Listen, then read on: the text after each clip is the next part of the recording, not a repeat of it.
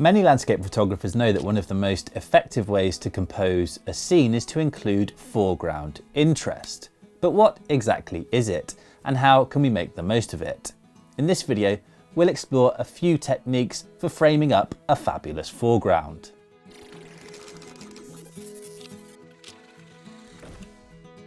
Of course, it helps if you have a stunning distant scene, so we headed to Bamborough in Northumberland. Over the course of a morning, I explored the beach and rocks in search of a variety of foregrounds to frame up with this iconic castle. But what exactly do we mean by foreground interest? Well, by framing a scene to include close-up details as well as distant elements, we can create a sense of depth and draw the eye towards those distant parts of the scene.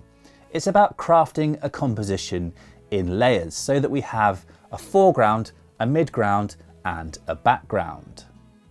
Take a look at this shot here. It's a good example of a layered landscape. There's a clear foreground, the yellow grass, a midground, the red bush, and a background, the castle and sky.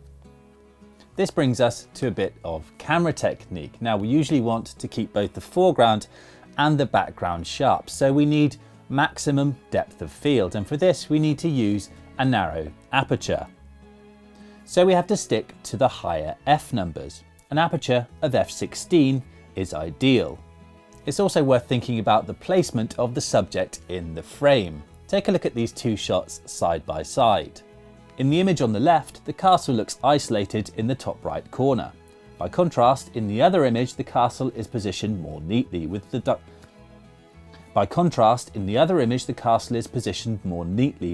diagonal line of grass leading towards it. A leading line can be a powerful compositional device, especially if you can find one that leads from the foreground right off into the distance. This was my first spot of the morning. I set up at first light as the morning fog dissipated and was treated to one of the all-time classic coastal views of Bamborough Castle. At first I tried a horizontal and then played with the camera angle, but eventually I settled on a vertical frame to make the most of that leading line created by the rock pool and the surrounding rocks.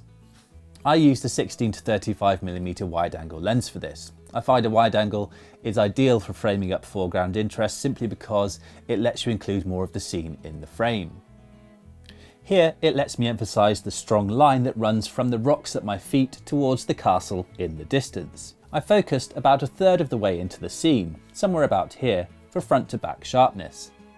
The result is a shot that I've seen done plenty of times, so it's not the most original of angles, but one of the benefits of seeking out this foreground interest is that it can often lead you to the more interesting locations, as I found slightly further down the beach. So for my second angle of the morning, I found a slightly more unusual spot nestled amongst the rocks. This time I wanted to use those craggy rocks for my foreground, with the castle framed in a gap between them. I've also employed one of the most tried and tested foreground techniques, a lone rock. Framing up a rock is probably the most well-used example of foreground interest, but there's a good reason for that. It anchors the frame and leads the eye towards the more distant elements.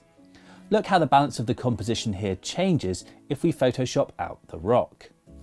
As for camera technique, for this one I used a 6-second long exposure to blur the motion of the water. Now this of course needs a tripod, and also I used a neutral density filter. This is a 6-stop ND filter from Format High Tech, and by attaching it to the front of my lens I could drop my shutter speed down to 6 seconds. My next stop on the beach was slightly closer to the waves. I wanted to try and blur the crashing water, and again it meant using a long shutter speed. But what's the perfect length? I experimented with 30 seconds, then 15 seconds, then 2 seconds. Of course, the right speed depends on the motion of the water, but here I think I like 15 seconds best.